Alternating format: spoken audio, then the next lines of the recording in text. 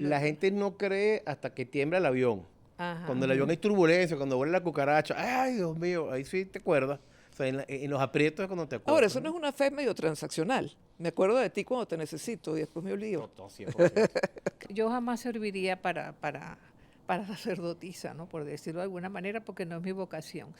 Pero sí no deja a veces de molestarme un poco que habiendo en la Iglesia Católica 7 sacramentos, nosotros tengamos vedado uno.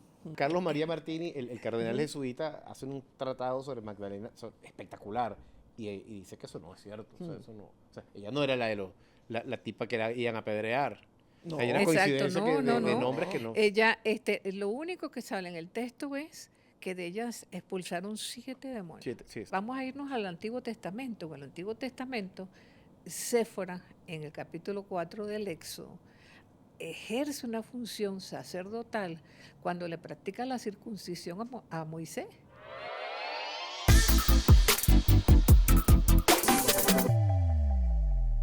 Bueno amigos, ¿cómo están? Bienvenidos. Nos encanta estar aquí con todos ustedes en un programa muy particular, porque cuando uno dice, vamos a hablar de teología, la gente pone cara enseguida, pone cara seria y piensa que aquí vamos a hacer un rosario o vamos a hacer una cantidad de ritos. No, la teología es parte de nuestro día a día. Muchas veces lo que hacemos es que no lo asumimos. Pero bueno, se trata de eso, de llevar la teología a un lenguaje común, un lenguaje que todos entendamos y asumirlo como parte de nuestra vida. El señor Juan Salvador Pérez, hoy tenemos una invitada muy especial, como, que además ha sido profesora de nosotros dos, Rebeca Cabrera. Ella es doctora y ya le vamos a contar porque tiene una trayectoria interesante. Ella es venezolana, es mamá, es abuela, es bioanalista, y ustedes dirán, sí, una bioanalista teóloga. Sí, señor, tiene especialización en teología y maestría en teología bíblica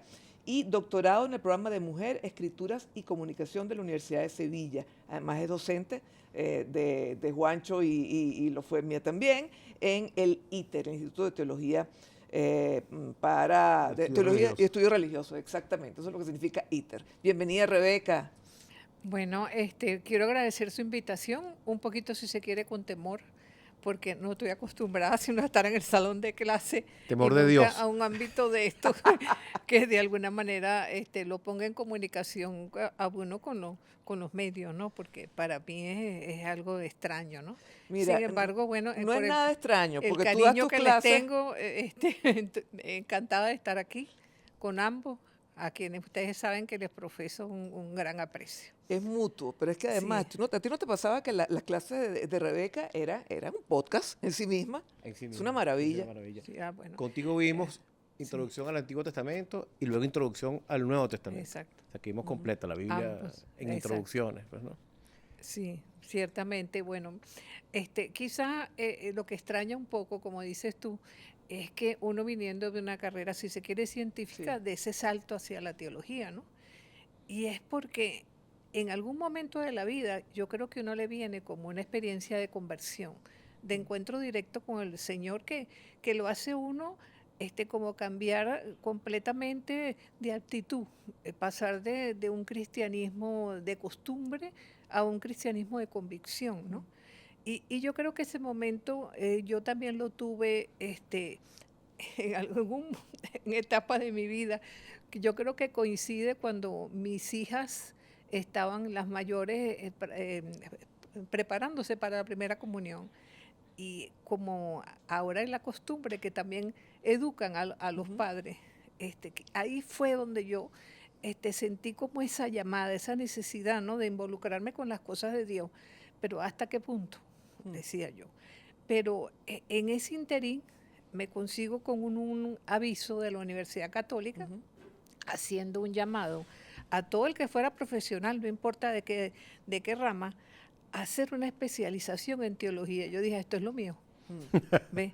Y entonces casualmente eso me ocurrió como en mayo y en septiembre estaban llamando para esa especialización. ¿Hace cuánto, Rebeca, fue Estamos eso? hablando del año 92. Imagínate tú. 1992.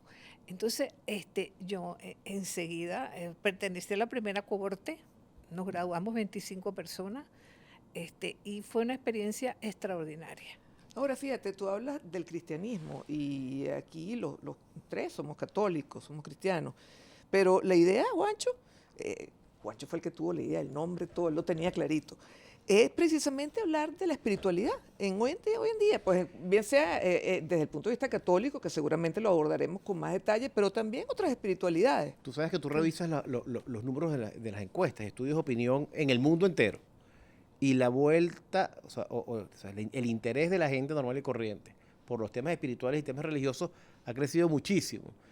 Uno suele pensar, no, es que el mundo es ateo, el mundo es agnóstico. Y cuando ves los números, no sé, el Pew Research Center, esos centros grandes de investigación, te das cuenta que no. ¿Y por qué será eso? Yo creo que hay una necesidad de creer real en la gente. Además, hay un llamado interno a la trascendencia, ¿no? Eso está claro. Tú lo puedes entender desde el yoga, o lo puedes entender desde el New Age, o desde las velas para Los Ángeles, o desde cosas más tradicionales como las religiones clásicas, pues, el judaísmo, el islamismo, el catolicismo, el cristianismo. Yo creo que por ahí vienen las respuestas, ¿no? Sí, yo creo que es que estamos viviendo una etapa de búsqueda, ¿no? Yo creo que hacia los años 50, 60, con ese adelanto de la técnica, se pensó que Dios estaba de más. O sea, o todo lo que fuera espiritual, o todo lo que fuera algo más de lo material. Pero yo creo que mucha gente anda en búsqueda. Sí, sí. Pero es que incluso me voy más allá, tú que vienes del área de la ciencia, a mí hay algo que me apasiona, lo vimos en una materia hace poco, ¿no? Donde, bueno, todo un tema de posteísmo, que no vamos a hablar de eso ahorita, pero sí hay algo interesante que me llama la atención, que la ciencia se está acercando a la espiritualidad y la espiritualidad está trabajando con la ciencia. O sea, nosotros cuando estudiamos teología, cuando estudiamos metodología para aplicar a la teología, pues tratamos de aplicar bases científicas, métodos científicos. Y la ciencia cada vez más con aquello de la física cuántica, las partículas, los hilos, Los matemáticos. sí, lo matemático. Hay un tema allí también espiritual. Entonces, Claro. no sé si ustedes coinciden Sí, en es que esto, ¿no? yo creo que la ciencia sin la fe es ciega y la fe sin la ciencia es paralítica. Tal cual. Este, Fides ratio, ahí Sí, ese exacto. binomio Sí, inseparable. porque no hay otra explicación, porque incluso hay grandes científicos declarados ateos que en el transcurso de la vida, ¿qué los lleva a convertirse? ¿Qué los lleva a cambiar de perspectiva? Ujú. Es algo que en el fondo descubren. Claro, eso no es fácil, lo entiende una persona que confiesa no creer en Dios, ¿no? Porque quizás para el que cree ninguna razón es necesaria, pero para el que no cree ninguna es suficiente. Eso decía San Ignacio de Loyola. Lo Además decía San que Ignacio de la Loyola. gente no cree hasta que tiembla el avión. Ajá. Cuando el avión hay turbulencia, cuando vuela la cucaracha, ay, Dios mío, ahí sí te acuerdas. O sea, en los aprietos es cuando te acuerdas. Ahora, eso no es una fe medio transaccional. Me acuerdo de ti cuando te necesito y después me olvido. No, 100%. Claro. Así muy No, como- y eso no quita que hay personas extraordinarias que afirman no creer en Dios. Mm. Pero son, vamos a decir, ciudadanos correctos, gente que tiene una ética y una moral a toda prueba, ¿entiendes? Entonces, no necesariamente el que cree es el espiritual. Puede haber gente que tiene, o sea, una convicción más allá de la fe, ¿no? Un profundo humanismo Sí, exacto. tiende el a ser muy humanismo. espiritual. Ahora, lo aunque que no yo lo creo que es asuma. más importante ahorita es que uno sea capaz de dar razón de lo que uno cree. En el mundo tan secularizado que vivimos, tan dividido, donde pareciera que el mal está en desbandada, ¿no? Y entonces, y muchas veces se dice que esto pasa porque quienes dicen creer no hacen nada. Sí, es cierto. ¿Ve? Entonces, ¿pero qué puede hacer uno? Vamos a decir eso, ¿no? Yo desde el ámbito de clase me he encontrado con gente extraordinaria que empezando a estudiar teología han virado completamente su vida. Entonces, algo tiene que haber en el fondo, pero yo creo que a todos de una u otra forma nos llega como ese llamado, ese momento especial donde uno sencillamente cambia completamente de paradigmas, ¿no? Sí, además, hay una cosa de lo que tú estás comentando, Rebeca, que Chesterton, ese gigante del siglo XX, él decía, gigante porque era un hombre gigante, 2 metros y 200 kilos, era un oso. Chesterton decía que las religiones están ahí y uno quiere las religiones no para cuando estás haciendo las cosas bien te digan que las estás haciendo bien, sino para cuando están haciendo las cosas mal te digan, ojo, que por ahí no es. Entonces yo creo que esa referencia que tú decías antes de cuando tú sacas a Dios o sacas a la trascendencia de tu vida cotidiana, te encuentras sin respuestas reales, que te las dan las religiones ¿Qué te de las alguna das? forma u otra. Y no quiere decir, por lo menos yo lo he descubierto a través de la Biblia, ¿no? No quiere decir que en la Biblia encuentres todas las Sí, no es un respuestas. oráculo. Exactamente, pero de alguna manera te ayuda a ver la realidad con otros ojos, ¿no? Y sobre todo ver hasta qué punto el texto puede hacer cambios en esa realidad, ¿verdad? Y particularmente yo me he dedicado al estudio de la Biblia desde la perspectiva femenina. Ujú. O sea, para mí es importantísimo de alguna manera que se vaya descubriendo tantas figuras invisibilizadas a lo largo del texto que tuvieron papeles importantísimos en momentos fundantes del pueblo de Israel y que sin embargo han pasado, si se quiere, ignoradas. ¿Por qué? O sea, ¿por qué la mujer en la religión cristiana en particular, en el catolicismo, más específico todavía, suele estar o se siente relegada a un segundo plano? Incluso dentro de la Iglesia Católica. No, sin duda. Sin duda. Hay un libro que me encanta de Uta Rankheimer que dice que la Iglesia último bastión del machismo, ¿no? Ujú. Concho, qué nombre Entonces, duro. es duro el título, Yo sí lo pero es creo. una verdadera realidad, porque todavía a estas alturas, yo creo que te lo he comentado, que uno siente como desde el laicado, somos como, a pesar de ser mayoría, somos, si se quiere, una, vamos a decir, una mayoría ignorada, por decirlo así, y Si no ignorada, y hasta silenciosa, segregada. y silenciosa. Pero dentro de ese mercado las mujeres hemos sido silenciadas, más allá todavía del silencio, porque sencillamente yo creo que hay un componente social allí también que se ha visto, quizás por el hecho de que sea la mujer madre, quizás por la dependencia muchas veces desde el punto de vista económico y social del hombre, ha hecho que tenga un papel secundario, pero eso se ve en la Biblia. Prácticamente uno ve a lo largo de los textos cómo la mujer deviene como si fuera un adorno y un apéndice del hombre, incluso equiparado a los animales. O sea, que entonces como una propiedad por parte del hombre. Claro, uno dice en las antiguas escrituras, uno dice incluso hasta en el Nuevo Testamento, pero vaya que ha pasado tiempo, ¿no? Y han pasado cosas, sí, pero sí, la mujer sigue siendo una figura no preponderante, aunque el Papa Francisco ha insistido, bueno, mucho más allá del tema de si son diaconisas o no, que la mujer, que la iglesia es femenina, hay una cantidad pues de argumentos, pero lo cierto es que los anglicanos, en los anglicanos hay figuras femeninas que ejercen el sacerdocio, ¿no? Estuvo Pero- hace poco, perdón, No, en pero la es que yo toma. digo que en cierto modo, la situación de la mujer en parte también es culpa de la propia mujer, Ujú. ¿ok? Porque uno ve como tres posturas. Las mujeres dentro de la iglesia son comparadas o a Eva, pero a Eva en un sentido negativo, En la caída. como Sí. la que pone tropiezos al hombre, la que de alguna manera Tentadora. no se apega a lo que tiene que ser su papel, ¿verdad? O tenemos que ser santas virginales como María, ¿verdad? Pero también hay un tercer grupo de mujeres dentro de la iglesia que de alguna manera, en vez de tener una posición de servicio, tienen una posición servil. Son las que quieren tener, limpiarle la ropa al cura, tener Sí, barrer sí. la sacristía, que eso no quiere decir que no lo podamos hacer, evidentemente Sí. que sí, pero es una posición que ellas mismas de alguna manera no se identifican con lo que valen en un momento dado, de alguna manera apoderarse de lo que verdaderamente son, para entonces, no importa barrerse, hay que hacerlo, pero también que puedan de alguna manera prestar un servicio de acuerdo a su carisma, las habilidades que tenga, de alguna manera la forma como se pueda. Estamos todos obligados a ser testigos, estamos todos obligados a ser discípulos de Jesús. En el Nuevo Testamento hay algo que diga que la mujer no puede ser diaconisa o no puede ejercer el sacerdocio. Y en la iglesia primitiva lo fue. Sí, más bien Cuando lo Lo contrario. contrario, sí. hay un Sí. texto que es interesante, que lo van a encontrar ustedes en Romanos 16, que de 26 personajes que aparecen allí, 10 son mujeres. A una se le dice diácono, Febe. Es A cierto. Febe. otra se le dice apóstol, Unia.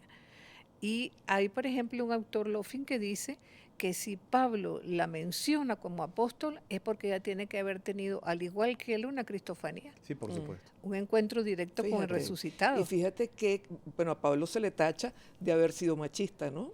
Claro. El más machista Vamos a algo más cercano, ¿no? El Papa Francisco hace 2 años hizo un motu propio sobre el acolitado y todo lo que es el servicio femenino en la iglesia. Ahora, muy agradecida esa reivindicación después de tantos años, de 2000 años. Sí, claro. Sí. Pero, ¿por qué? Si ese es un servicio, un ministerio que no es de orden. Y si no es de orden, la única condición es ser bautizado. ¿Y por qué las mujeres no?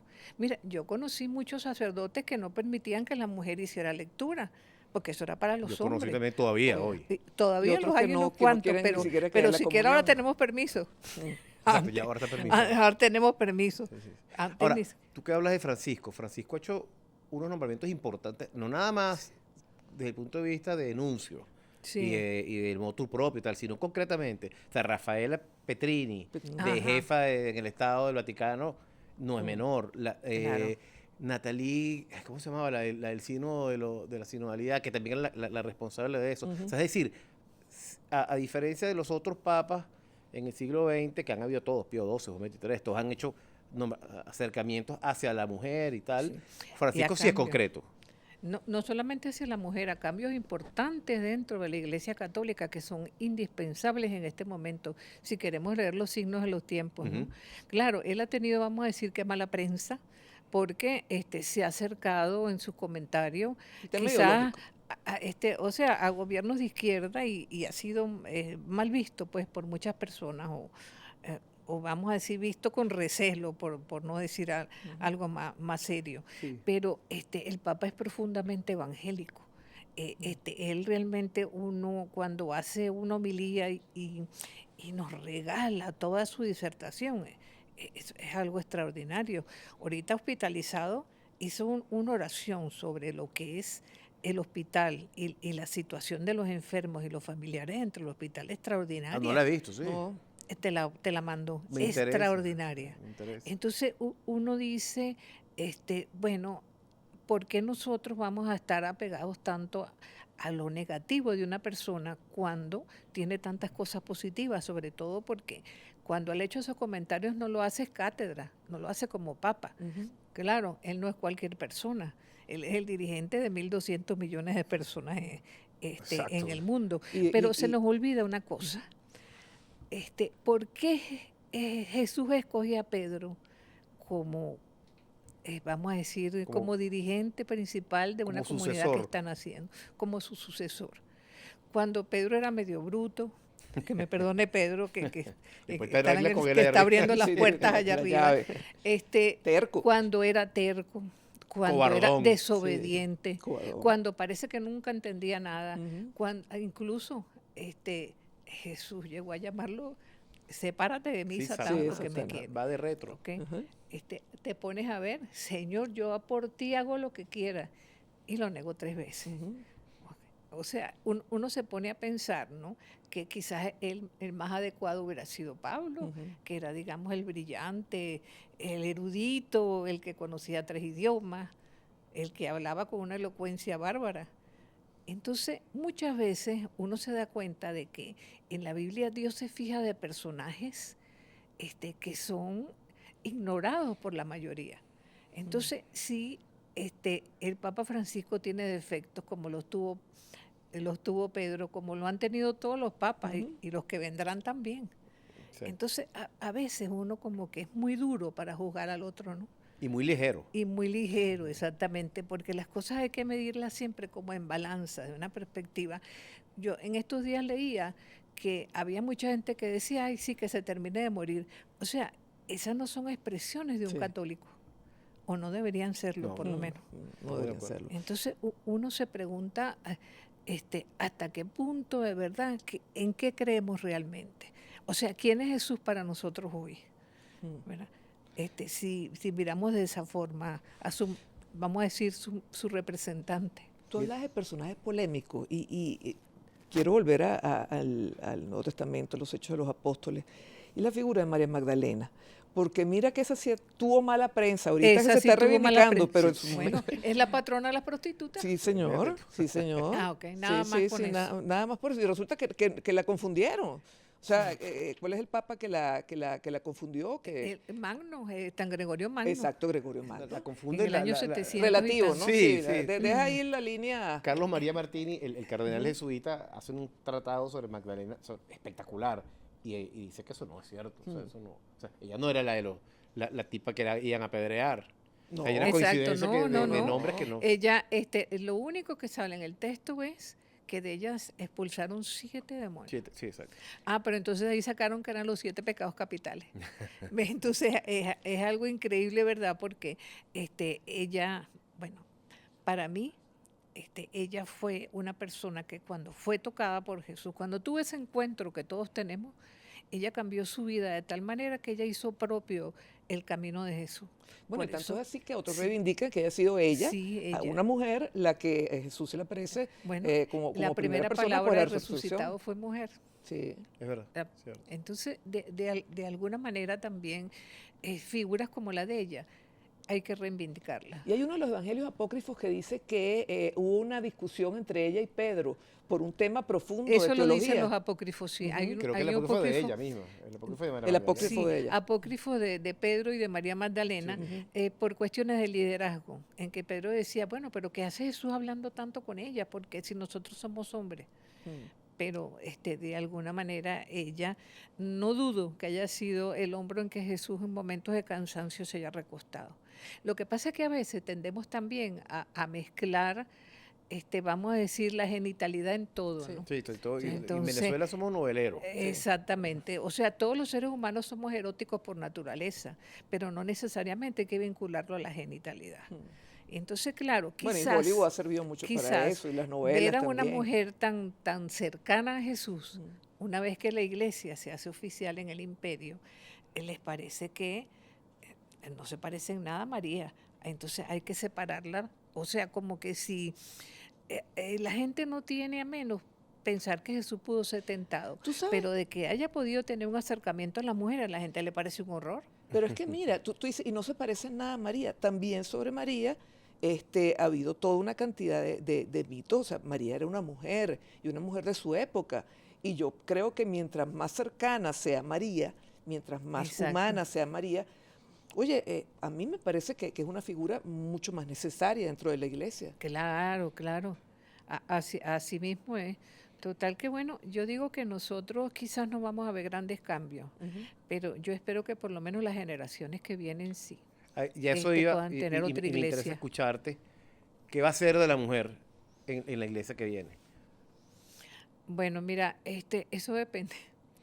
Cuando nosotros miramos hacia Europa y vemos que los católicos tienen un hijo o hijo y medio de promedio, y tenemos a un Islam que va en aumento con 8 hijos promedio por persona. Entonces, ¿qué nos espera en 50 años más que Europa sea musulmana en un 90% de su población? Y sabemos cómo es el trato de la mujer. Todavía a las mujeres las apedrean, ¿ok? Sí. En estos países cuando consideran que han faltado al marido. Entonces, ¿qué nos espera? No lo sé desde esta perspectiva. Yo digo que quizás nuestra América sea el futuro del cristianismo. Bueno, pareciera que el haber nombrado un papa latinoamericano en su momento se adelantaba a eso. La Exactamente. iglesia latinoamericana siempre han dicho que está como a la vanguardia del resto de las iglesias, de ¿no? este resto, sí, señor. Y hay una cantidad de papeles, de roles importantes en Roma que tienen latinoamericanos. O sea que el Exactamente. superhéroe de los jesuitas, el general de los jesuitas. En fin, o sea, hay un movimiento, hay una volteada a América Latina que Sí, parece señor. importante. Ya lo hay. Y África también. Y en África también. Y incluso dicen que hay ahorita un repunte en conversión cristiana en el continente asiático. Fíjate, y estábamos hablando de Estados Unidos también, que me decía Juancho que ha crecido también. Sí, tremendamente. O sea, La iglesia Sí. católica. el catolicismo de en Estados Estados Unidos se ha convertido en una fuerza conservadora importante. Sin embargo, Claro. uno escucha a los sacerdotes y la mayoría te dice, oye, lo que pasa es que nuestras iglesias están cada vez más vacías. ¿Qué falta para que la iglesia, oye, tenga tal vez ese nexo, esa conexión con Bueno, la esa es gente. una pregunta difícil de responder, porque fíjate que nada más en liturgia tenemos 400 años con una liturgia que debía cambiar si seguimos con ella. Sí, exacto. Por ponerte un ejemplo, sabes que en el libro de Números, en el capítulo 12, aparece que tanto Aarón como Miriam, vamos a decir que se le alebrestaron a Moisés, diciendo que ellos también eran profetas. ¿Qué pasaba? Que si acaso Dios no podía comunicarse con ellos también. ¿Y qué pasó? A la pobre Miriam le dio lepra, pero al hermano Aarón no. Entonces, si los dos, ¿verdad?, discutieron la autoridad de Moisés, porque solamente a ella como mujer es la que le da el lepra, ¿no? Entonces, ese texto se proclama en la liturgia, pero el texto que dice que el pueblo no la abandonó hasta que ella se le curó de su lepra a la semana, que en todo momento que profetiza que ellas conjuntamente con Aarón y Moisés fueron quienes sacaron al pueblo de Egipto de la esclavitud. Entonces uno Eso ve se una bajó el volumen. tendencia, o sea, como se proclaman muchos textos que dejan mal parada a la mujer, sin embargo, los que la enaltecen no siempre son proclamados. Yo hice mi tesis de maestría de profetismo femenino en el Antiguo Testamento y escogí para ello una profetisa llamada Yulda, que aparece en la Segunda de Reyes 22:14 y en el paralelo de Crónicas. Y resulta que esta mujer vive en la misma época de Josías. No sé si recuerdan que Josías fue un restaurador en momentos de oscuridad. Hacía desde la época de Samuel no se celebraba la Pascua, casi 400 años. Entonces consiguen, limpiando el templo en un rincón, la Torá, el Deuteronomio, la segunda ley, como le llamaban, tirada en un rincón. Entonces, el levita se queda asombrado, el escriba también, el rey también, se rasgan las vestiduras, mandan a consultar al profeta, pero no fue un profeta, sino una profetisa, que fue Yulda, ¿no? Y ella les habla de la destrucción que va a venir hacia Jerusalén y cómo, bueno, ellos van a tener que pagar muy caro todo eso. Ella es contemporánea de Sofonías y de Jeremías. Mira tú. Imagínate. Entonces, resulta que a raíz de esa profecía se restaura nuevamente la alianza y Josías con todo el pueblo suben al templo y nuevamente renuevan la alianza con Yahvé. Qué importante. ¿Verdad? Entonces, ese es un texto que se proclama en el miércoles 12, tiempo ordinario, ciclo B. ¿Verdad? Pero entonces dicen, el rey manda consultar. Y ya de entrada, qué fue lo que dijo y cómo es la restauración. Pero lo que dijo la profetisa, el peso que se le da a su presencia como factor de cambio, por decirlo así, gracias a su palabra, eso no aparece en la liturgia. Entonces uno se da cuenta, como mujer, que habría que cambiar la liturgia. Pero claro. Definitivamente, que ya 400 años es bastante. A pesar de los pesares, tú dices que nosotros a lo mejor no lo veremos, pero ¿tú ves en un futuro una mujer en el sacerdocio? Mira, sí. O una papisa, más allá de la papisa Juana, de la historia de la papisa Juana, que algún día lo comentaremos. Yo jamás serviría para sacerdotisa, ¿no? Por decirlo de alguna manera, porque no es mi vocación. Pero sí no deja a veces de molestarme un poco que habiendo en las iglesias católicas 7 sacramentos, nosotros tengamos vedado uno. O sea, porque la mujer debería poder acceder al sacerdocio, no porque sea mujer, sino si tiene la vocación suficiente para ello. ¿Entiendes? Entonces, uno se pregunta, ¿no?, si no es falta precisamente de un poco de, no voy a decir xenofobia, sino de irrespeto hacia la mujer, dejarla de lado en una cuestión tan importante cuando desde que nació la iglesia cristiana las mujeres tenían una participación súper activa. Algunas incluso tenían papeles sacerdotales. Y no te vayas allí, vamos a irnos al Antiguo Testamento. En el Antiguo Testamento, Séfora, en el capítulo 4 del Éxodo, ejerce una función sacerdotal cuando le practica la circuncisión a Moisés. Es ¿entiendes? verdad. Que Pero ella- Rebeca, Ah. no deja con Es verdad. más ganas de saber Sí. del Antiguo Testamento que del Nuevo Testamento. Que puede ser. No, no, es que es extraordinario. Es extraordinario, La sí. presencia en momentos fundantes de la historia de Israel siempre ha habido una mujer. Cuando empezó la época de los jueces, ¿quién está allí? Débora. O sea, siempre una mujer. Bueno, entonces yo creo que vienen tiempos buenos para la iglesia. Sí, Porque yo hay un pienso que despertar sí. hacia el tema de las mujeres Claro. que Sí. denota cierta importancia en este momento de lo que viene, pues, ¿no? Exacto. Bueno, Sí, chévere. sí, a mí me parece que habrá muchas cosas, como les digo, que no las vamos a ver en esta generación, pero yo creo que estamos sentando las bases y eso de alguna forma nos debe satisfacer, que estemos poniendo el granito de arena para la construcción de ese edificio para futuro. Bueno, Rebeca, muchísimas gracias. Juancho, vamos a comentar también nuestras redes sociales. Pueden escribirnos allí, Deux Ex Machina, de X.